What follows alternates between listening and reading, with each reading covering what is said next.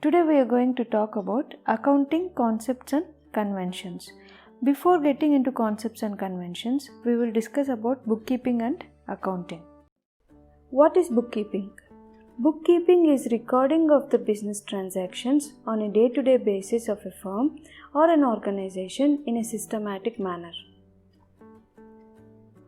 Let me give an example for you to understand. I own a supermarket and I do certain transactions like I am buying goods for my supermarket, I sell goods to my customers, I receive cash from them, I pay salaries to my staff, I also need to pay loan amount for my building where the supermarket is located.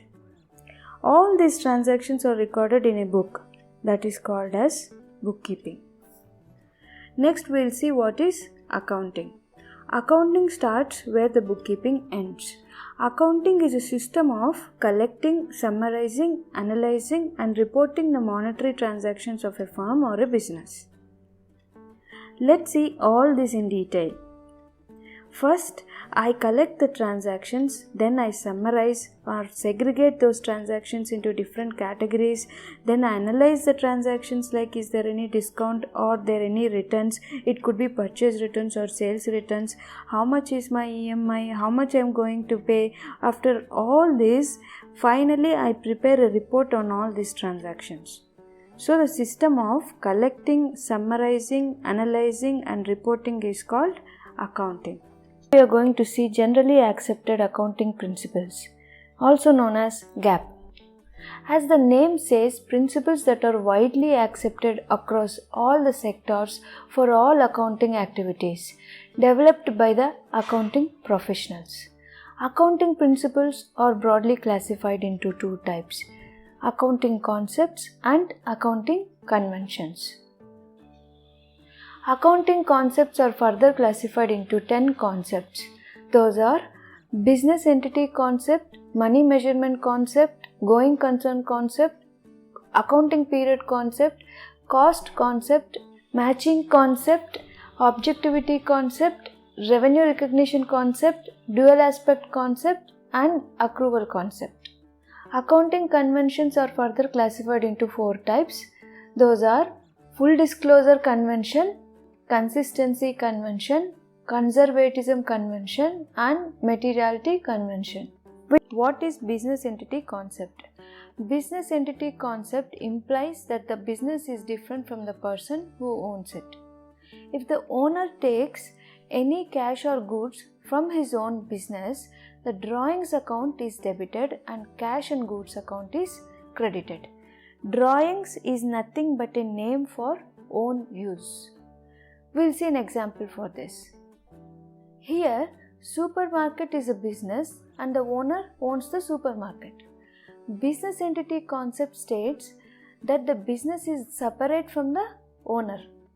If the owner withdraws any cash or goods for his own use from the supermarket, then it is treated as drawings. And drawings amount is deducted from his capital. Capital is nothing but the initial investment made by the owner. Apart from drawings, this concept also develops a theory of assets is equals to liabilities plus capital.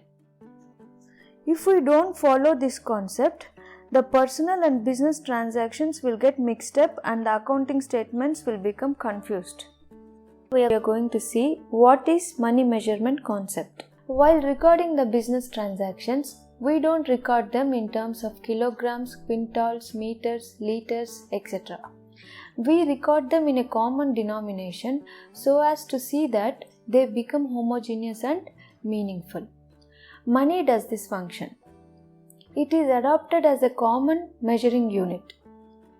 Hence, recording is done in terms of standard currency of the country where the business is set up.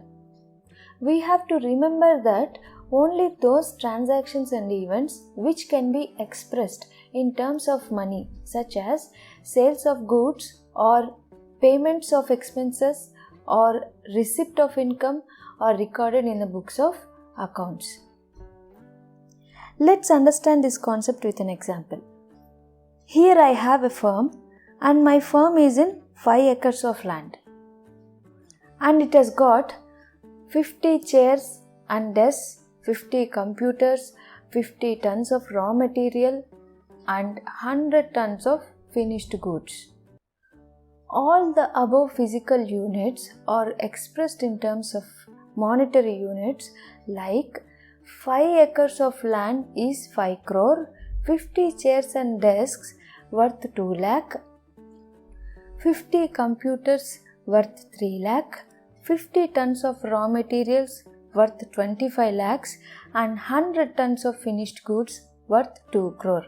Thus the total worth of my company is 7 crore 30 lakhs.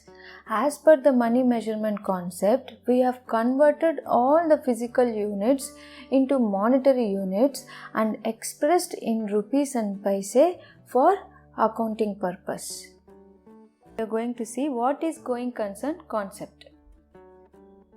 Going concern concept assumes that the business firm would continue to carry its operations indefinitely for a long period of time, and it will not liquidate in the foreseeable future. With this assumption, fixed assets are recorded in the books at their original cost. Keeping this assumption in view, expenses are not treated as the expense of the year in which they are incurred. It is assumed that the business derives benefit out of it in the upcoming years. Let's understand this with an example.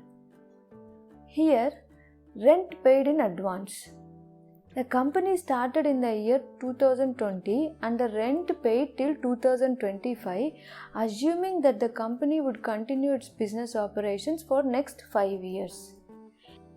In this case, company will treat this prepaid rent as a benefit as it saves money on the rental increments for the upcoming years and will not treat this as an expense. See, what is accounting period concept? Accounting period is a period followed by a business firm for maintaining accounts to no profit or loss. Usually 1 year will be the accounting period starting from 1st April till 31st March, that is financial year, or 1st January to 31st December, that is calendar year. In case any third party is requesting for any financial statements for a particular period, then that period becomes the accounting period. So, the profit or loss for such period is ascertained. For calculating the profit, incomes and expenses of that period only are to be considered. What is cost concept? Usually, assets are recorded in the books at a cost at which it is purchased, irrespective of the market value. However, at the end of the year, the accountant shows the reduced value of an asset after providing the depreciation. Depreciation is nothing but reduction in the value of an asset over time. This approach is preferred because it is difficult and time consuming to ascertain the market values. For example, a firm purchased the land for its operations at 50 lakhs, but the market value of the land is 60 lakhs, and this is recorded at the purchased value, that is 50 lakhs, in the books of accounts. So the same land market value may increase or decrease in the future, and the assets and liabilities may not be at the correct values. This is a limitation of the cost concept. We are going to talk about matching cost concept. According to this concept, the expenses incurred in an accounting period should be matched with the revenue that are recognized for the same period. Let's understand this with an example. We have recognized some revenue on sale of goods and services. Matching cost concept states to subtract the cost of goods sold from the sales revenue for the same period. The same period means the period in which the revenue is recognized. Other charges like losses from fire, sale of capital assets, etc., even though they are not associated with the production of that period's revenue, all these costs must be deducted from the revenue before arriving at the net income. Hence, we derive at one equation like total revenue minus cost of goods sold is equals to net income. In this video, we are going to talk about objectivity concept, also called as objective evidence concept. According to this concept, all accounting transactions should be evidenced and supported by objective documents. Objective documents are nothing but the invoices, receipts, cash memos, etc. that we are receiving from the seller when we are purchasing goods. Accounting records are always unbiased. They are not affected by any personal judgment in recording these transactions. Let's understand this with an example. A firm has purchased a machine. The seller has provided the receipt for the amount paid. This receipt becomes the documentary evidence for the cost of the machine, and also it acts as a supporting document for verifying this transaction. I am going to talk about revenue recognition concept. This concept of revenue recognition states that the revenue of a business transaction should be included in the accounting records only when it is actually happened. Firstly, we have to understand two words here. First one is revenue and the second one is revenue realized. Revenue is the cash inflow which arises from the sale of goods and services by an enterprise or any firm. Revenue realized means the transaction has actually taken place. That is, when the goods have been sold or the service has been rendered. Hence, the credit sales are treated as revenue on the day the sales are made, not when the money is received from the buyer. Let's understand this with an example. Incomes like rent, interest and commission etc. are recognized on a timely basis. Rent for the month of March 2020 is collected in April 2020. But while preparing profit and loss account for the month of March, we consider the rent as received, though it is collected in April. To see what is dual aspect concept. This concept states that each and every transaction has twofold effect, that is, receiving of benefit and giving of benefit. The receiving aspect is termed as debit, whereas the giving aspect is termed as credit. For example, we have purchased furniture worth rupees 5,000 and we are receiving furniture on one hand and we pay 5,000 cash on other hand. Thus it has got twofold effect, increasing asset on one hand and decreasing cash on other hand. Same is the case when we sell some goods. Since two accounts are affected here, it is also called double entry system. We are going to talk about accrual concept. The accrual system is a method wherein revenues and expenses are identified for a specific period of time like a month, half year or year. It implies recording of revenues and expenses for a particular accounting period, whether they are received, paid in cash or not. In other words, accrued expense is an expense which has been incurred but have not paid. Similarly, accrued income is an income which has been earned but not yet received. Under cash system of accounting, the revenues and expenses are recorded only if they are actually received or paid in cash, irrespective of the accounting period. Let's understand this with an example. ABC company has to pay loan interest for the month of December 2019 of rupees 50,000. But the company paid December's loan interest amount on January 2020. While preparing financial statements for the month of December 2019, as per the accrual concept, ABC Limited recognized the interest expense of 50,000 in the financial statements for the year December 2019, even though it is paid in January 2020. I'm going to talk about Full Disclosure Convention.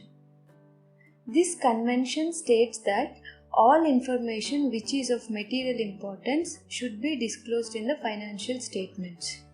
Accompanying footnotes. This will enable the external user to understand about the profitability and the financial position of the enterprise. The Companies Act 1956 also made it compulsory to provide all the information in a prescribed format. Prescribed form is nothing but following exact pro formas for all the financial statements. The accounting reports should disclose full and fair information to the proprietaries, creditors, investors, and others. Securities and Exchange Board of India, that is nothing but SEBI, also mandates complete disclosures to be made by the companies so that it gives a fair view of profitability. We are going to talk about conservatism concept. This concept of conservatism, also called as prudence. Prudence is nothing but cautiousness. This convention provides guidance for recording the transactions in the books of accounts, and that is based on the policy called playing safe. This convention also advises us to follow a conscious approach while ascertaining the income so that the profits of the company are not overstated. Let's understand these statements with an example. If the ascertained profits are more than actual estimation,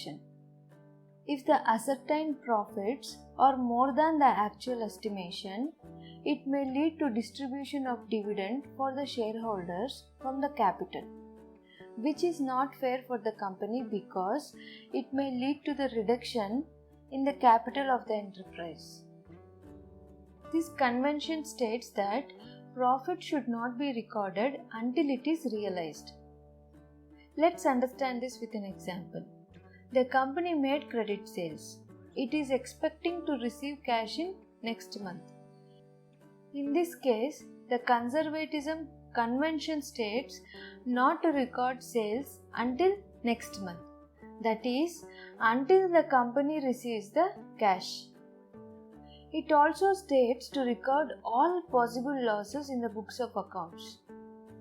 Examples: valuing closing stock at cost or market value, whichever is less, and also creating provision for doubtful debts. This approach of providing for the losses but not recognizing the gains until realized is called conservatism approach. We are going to talk about consistency convention. The method or principles that are followed in the preparation of various financial statements should also be followed in the upcoming years. It means that there should be consistency in the methods or principles followed, or else the result of one year cannot be compared with another year. Let's understand this with an example. A company may adopt straight line method or written down value method or any other method for providing depreciation on fixed assets. Consistency convention implies that the company should follow a particular method of depreciation consistently without any change in the upcoming years too. Materiality convention states that the accounting should focus on material facts. Now, what is material fact? Material fact depends on the nature and the amount involved. Money spent to increase the staff capacity of a job consultancy would be a material fact, because consultancy can answer more job seekers' inquiries. In turn, it is increase the earnings of the enterprise in future.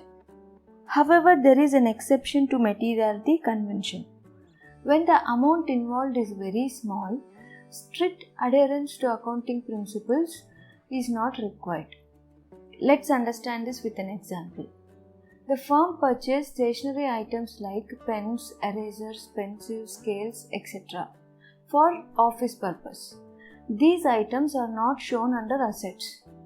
Whatever stationery is bought, that should be treated as an expense for that period. I have tried to simplify all these concepts as much as possible, but I have still retained the accounting terminology so that it helps the students for their exams. Please let me know your questions in the comment section below. If you like my explanation, please subscribe to my channel and hit the bell icon. Thanks for watching this video.